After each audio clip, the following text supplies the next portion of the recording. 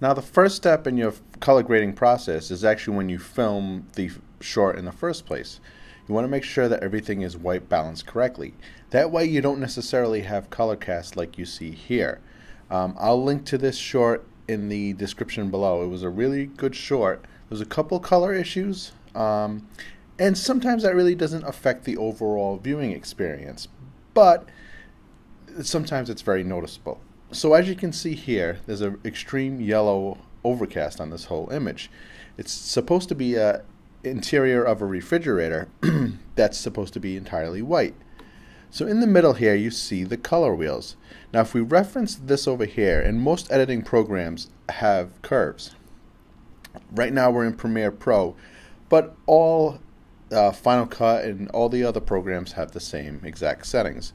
Let me go ahead and reset this.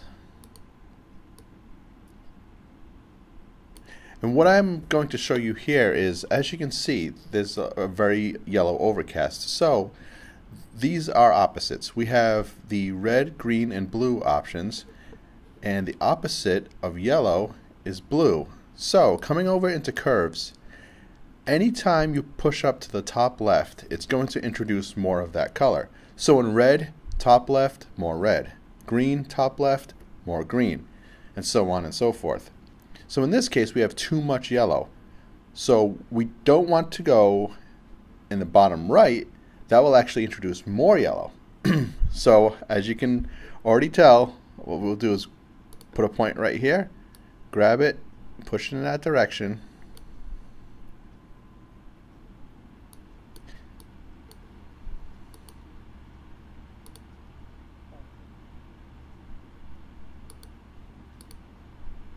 and as you can see, we're starting to lose a little bit of that yellow. Now what I want to do is actually push it a little bit farther, because that's a very heavy amount of cast there.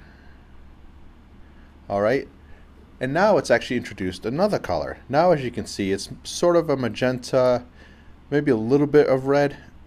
So here we are with magenta. The opposite of magenta is green. So in this case, I essentially want to do the same thing. I want to come up here, top left, I want to add more green.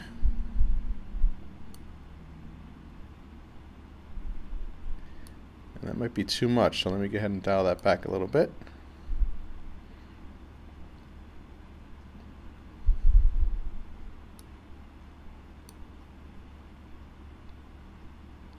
And there's a little too much red, so I'm going to pull a little bit of the red out of there.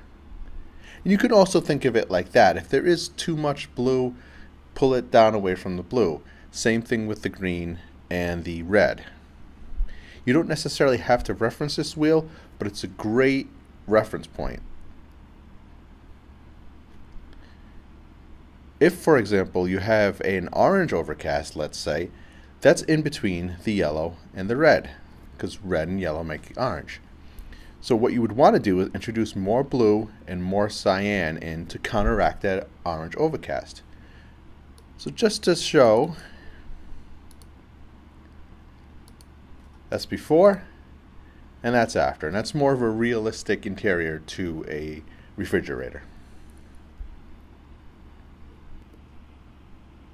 Another thing you can do with your color grading to give your film a little bit more of a pop is to add some more contrast. As you can see in the footage here, there's no real blacks. It may appear that way, and you may be filling in the blanks in your head. You may say, hey, his hair should be black in certain areas, but in reality there's no real blacks in there.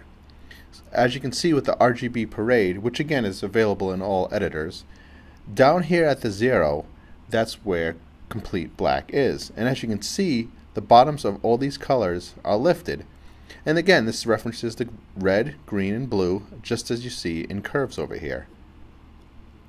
So what I'll do, because they all are lifted from that 0 point, the black point, I'm going to take the master and pull it to the right.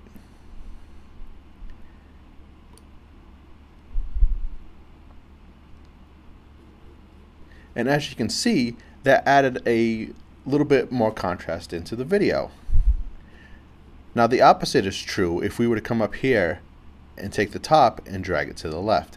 That will make the lights brighter.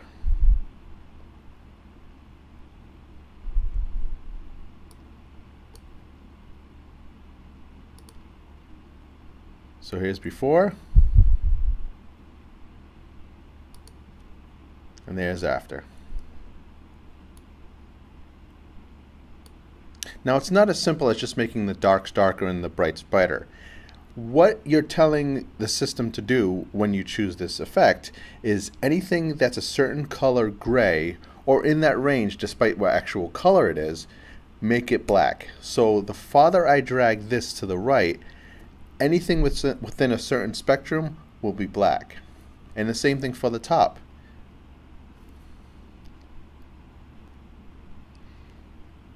And that is where I would start. I would set your black point and your white point, and then in the middle here, that's where you can adjust the brightness. Drag to the bottom right, make it darker. Top left, make the overall scene brighter.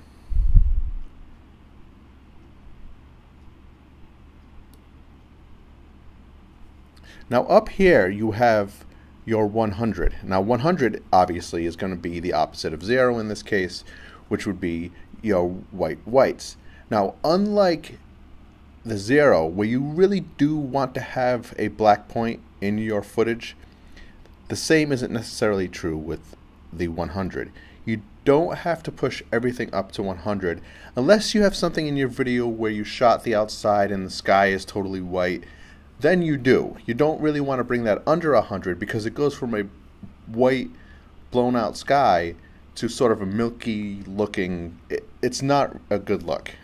So what I'll provide now is the Ansel Adams chart. And as you can see, what you should do is reference what's in your video, and you should target those particular numbers when you're looking at your scopes. A couple other things that you guys should be on the lookout for is shot matching. Maybe the sun went in and it looks a little different now. Maybe you forgot to adjust the color balance and then you ended up changing it after the fact. There should be some continuity between each of your scenes, and it really sticks out if it's not. So what you should do in your editor is be able to pull up two shots side by side, and using the techniques that I showed you, get them close as possible. Now there could be a bunch of things that could be different. It could be the color cast that I mentioned before, where you're going to take maybe the yellow and slide it over to the blue and vice versa. It could be a matter of contrast, where one has a black point and a white point set and the other one's maybe flatter. And what you should do, don't attempt to make the one that's contrasty flatter. You always want to go to the one that's more contrasty. Now another option that can make your life easier is saturation.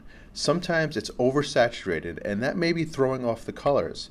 So drop a little bit of saturation into your footage and adjust it accordingly. Maybe it needs less and you'll start to see that the scenes start to come together a little bit more, or maybe some of the footage needs more saturation.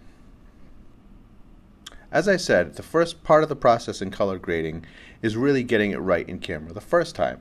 That's not to say that you can't go in after and make adjustments, and that's great that we have those tools, but it will make your life a lot easier if you're able to do that. The second step is to make the adjustments that you've seen. If the color appears to be off a little bit, go ahead in there, make the adjustments using whatever effects that you need. The third step, of course, is shot matching between scene to scene. If you're filming the inside of a house and someone's sitting at the couch and they pan back to the other person and all of a sudden the white walls turn to yellow, that will come off as very amateurish. So you definitely want to keep an eye out for that.